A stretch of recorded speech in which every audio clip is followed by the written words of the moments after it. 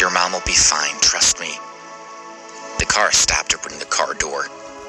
The tall young man approached and raised his fist, ready to strike. Alex didn't wait for the man's fist to make contact. He grabbed the young man's hair and dragged his head down hard. At the same time, he pulled up his right knee and hit the man in the face, knocking him unconscious. He punched the man again and dropped him on the ground. The young man had been defeated because he had underestimated Alex's strength. The driver had planned to abandon Alex and run away, but then Alex had beaten the young man within seconds. The driver was completely dumbfounded. Even louder curses began to come from the crowd, and the driver saw the 10 young men rushing toward Alex. Henry told the others to teach Alex a lesson while he stayed behind to talk to the girl. The driver panicked, believing that he was about to be beaten up. His first thought was to escape. Just as he was about to turn the car around, Alex cursed and angrily walked to the driver's side. He yanked open the car door and scampered around to the passenger side and got in. Through the rear-view mirror, Alex glanced at Debbie, who looked sad. Then he looked at the young men rushing toward him. Fine then, he thought. Since you're so determined to block my way, don't blame me for being rude. Alex stepped on the accelerator and the car shot forward. Hey, what are you doing? The car owner asked worriedly. If you crash into someone, you'll kill them. Shut up, Alex roared. When the young men saw the car speeding toward them, they were shocked. Don't be afraid, one of the men yelled. He won't dare to hit us. Come and stand in front of him. None of the men believed that Alex would dare to crash into them. After all, there were 10 of them. They continued moving toward Alex, but the car's speed kept increasing without any signs of slowing down. The tires screeched loudly as the car charged toward them like a ferocious beast made of steel. Only then did the men realize that Alex wasn't joking, and they quickly ran away. Alex knocked over a few of the young men, sending them falling to the ground, screaming in pain. Henry was still pestering the girl he wanted when Alex's car came toward him. The girl standing beside Henry was completely stunned.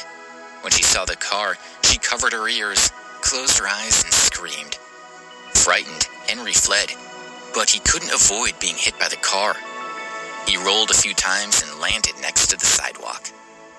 Only when she heard the car roar away did the girl dare to open her eyes. Watching its taillights disappear, she thought about what had happened. When Alex had walked over earlier, she had seen his face and hadn't been able to look away. She mumbled in confusion. That man was so handsome.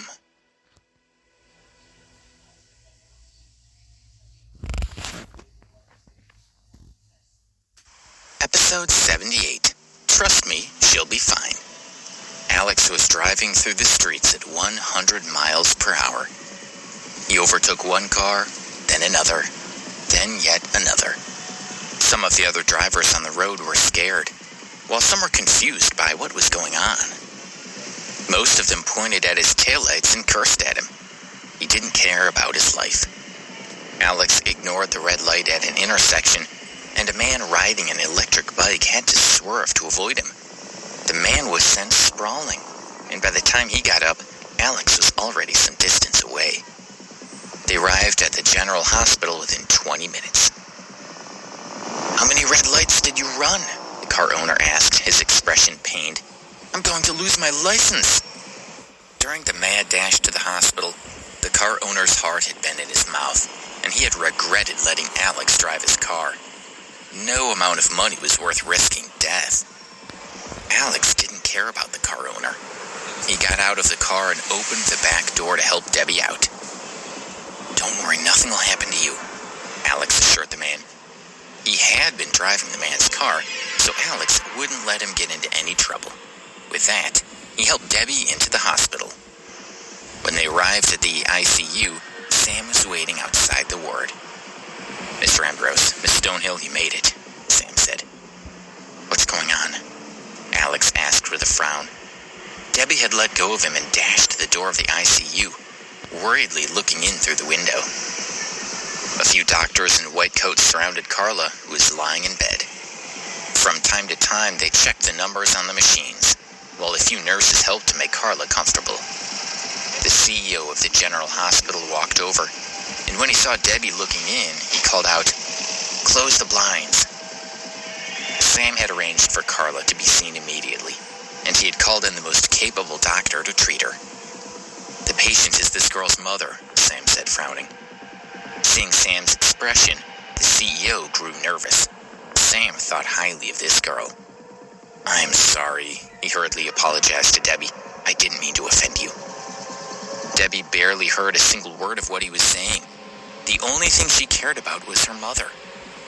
Alex still didn't know what was wrong with Carla. He walked up beside Debbie and put an arm around her shoulders as she looked into the ward. She didn't say a word, but he could feel her body trembling. More than an hour later, the doctors finished their treatment and walked out of the ICU. "Doctor, how is my mother?" Debbie asked anxiously, stepping in front of Dr. Henderson. The doctor glanced at Sam, who nodded. Only after getting Sam's agreement did the doctor begin to tell Debbie about Carla's illness. "Your mother's condition is very complicated," Dr. Henderson said. "We've managed to stabilize her for now, but we'll need to consult with some of our colleagues." Debbie was stunned.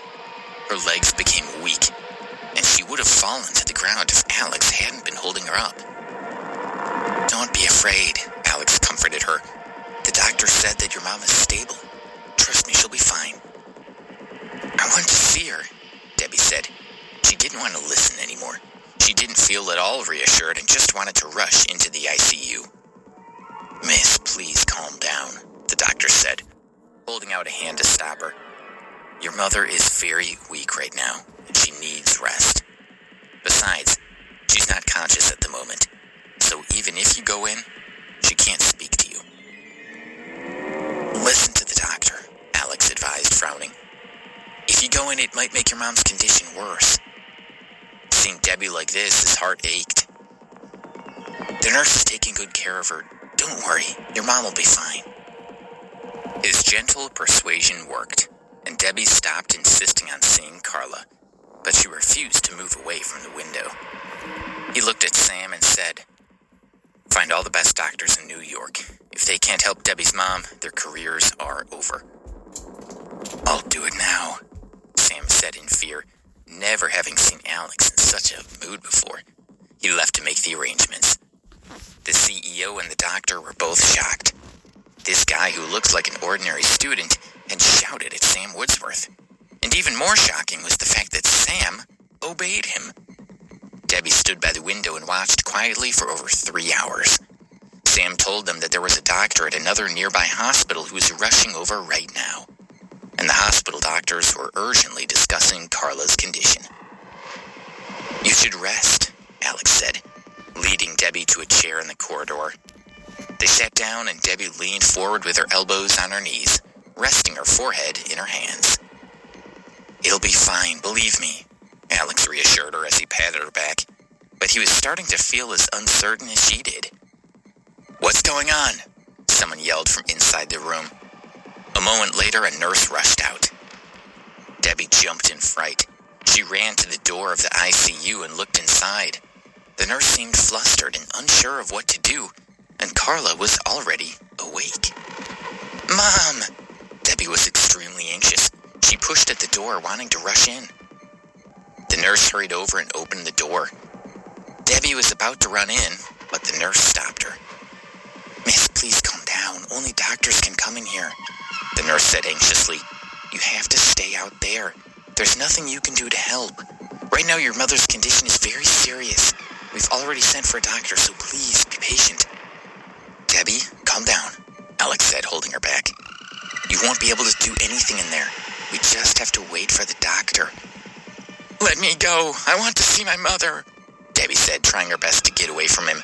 She was completely out of control with worry. The same doctors from before ran over. Alex dragged the struggling Debbie away from the door to allow them entry. "I'm worried too," he told her, "but there's nothing we can do to help. I've already asked Sam to call all the best doctors in the city. Believe me, your mom will be fine." Although Debbie wanted to rush in to see her mother, She knew Alex was right, and she stopped fighting him. However, 10 minutes later, a flustered young doctor ran out and approached Sam. Trembling with fear, he said, "Mr. Woodsworth, the patient, her condition is deteriorating and there's not much we can do." Dr. Henderson said it's possible that, well, she may not make it.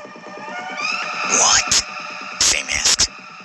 He glanced at Alex, who froze in shock, his eyes wide. Standing beside him, Debbie became even more agitated. "If anything happens to Mrs. Stonehill, then your career is over," Sam shouted at the doctor.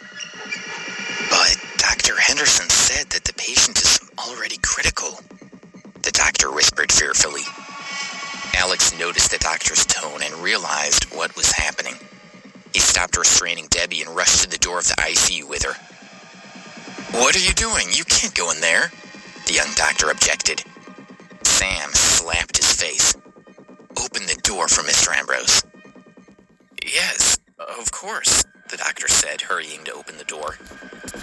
Alex, Debbie, and Sam all walked into the ICU. Debbie stood beside the bed, holding back tears as she looked at her mother.